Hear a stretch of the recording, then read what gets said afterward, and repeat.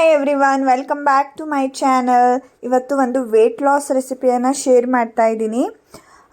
ಇದನ್ನು healthy vegetables stir fry ಅಂತಲೇ ಹೇಳಬಹುದು. ಇದನ್ನು ಮಾಡೋದು ಹೇಗೆ ಅಂತ ತೋರಿಸ್ಕೊಡ್ತೀನಿ. ನಿಮ್ಮ ಮನೇಲಿ ಯಾವ ವೆಜಿಟೇಬಲ್ಸ್ ಇರುತ್ತೋ ಅದನ್ನು ಹಾಕಿ ನೀವು ಇದನ್ನು ಮಾಡಬಹುದು. ಇದು ತುಂಬಾ ರುಚಿಕರವಾಗಿರುತ್ತೆ.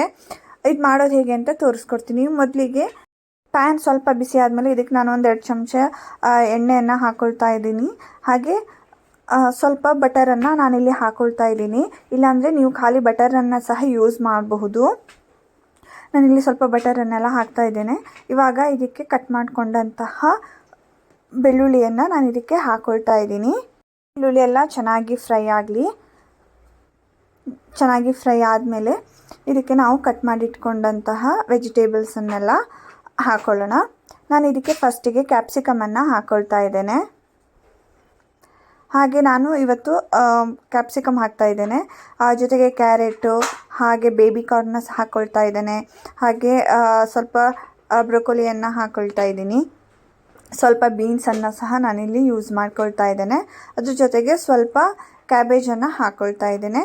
ಹಾಗೆ ಸ್ವಲ್ಪ ಈರುಳ್ಳಿಯನ್ನು ಸಹ ಈ ರೀತಿ ದೊಡ್ಡದಾಗಿ ಕಟ್ ಮಾಡಿಕೊಂಡು ಸಪ್ರೇಟ್ ಮಾಡಿ ಹಾಕ್ಕೊಳ್ತಾ ಇದ್ದೇನೆ.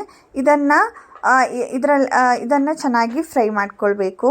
ಇದನ್ನು ಚೆನ್ನಾಗಿ ಮಿಕ್ಸ್ ಮಾಡ್ಕೊಳ್ತಾ ಇದ್ದೇನೆ. ಫ್ಲೇಮ್ ಬಂದು ಲೋವಲ್ಲೇ ಇಟ್ಕೊಂಡು ಮಾಡಿ, ಇಲ್ಲಾಂದರೆ ತಡಕೆ ತಾಗುತ್ತೆ.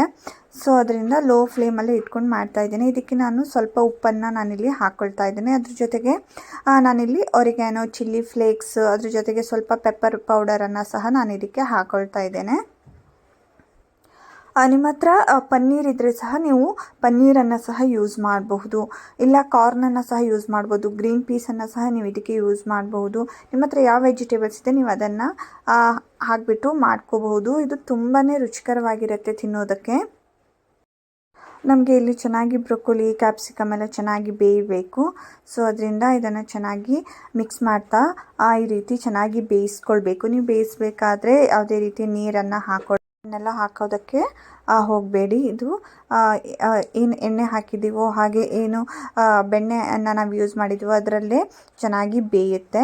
ಹಾಗೆ ಇದನ್ನು ಮುಚ್ಚಿಟ್ಟು ಸಹ ಬೇಯಿಸೋಕೆ ಹೋಗ್ಬಿಡಿ. ಆವಾಗ ಬ್ರೊಕೊಲಿಯಲ್ಲಿರೋ ನೀರು ಎಲ್ಲ ಚೆನ್ನಾಗಿ ಬಿಟ್ಕೊಂಡು ಬಿಡುತ್ತೆ.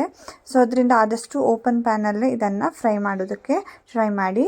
ನಾನಿಲ್ಲಿ ಸ್ವಲ್ಪ ಇದು ಚೆನ್ನಾಗಿ ಬೆಂದಿದೆ. ನಾನು ಇದಕ್ಕೆ ಫ್ಲೇಮನ್ನು ಆಫ್ ಮಾಡಿಬಿಟ್ಟು ಲೆಮನನ್ನು ಹಾಕ್ತಾ ಇದ್ದೇನೆ. ನೀವು ಇದಕ್ಕೆ ಬೇಕಾದರೆ ವಿನೆಗರನ್ನು ಹಾಕ್ಬೋದು. ಹಾಗೆ ಸೋಯಾ ಸಾಸನ್ನು ಸಹ ಹಾಕ್ಬೋದು. ನಾನಿಲ್ಲಿ ಇವತ್ತು ಸಿಂಪಲ್ಲಾಗಿ ಮಾಡ್ತಾಯಿದ್ದೀನಿ.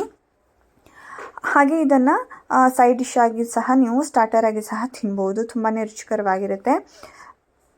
ಹೆಲ್ದಿ ವೆಜಿಟೇಬಲ್ಸ್ ಸ್ಟಿರ್ ಫ್ರೈ ರೆಡಿಯಾಗಿದೆ. Thank you for watching. Please subscribe to my channel. Thank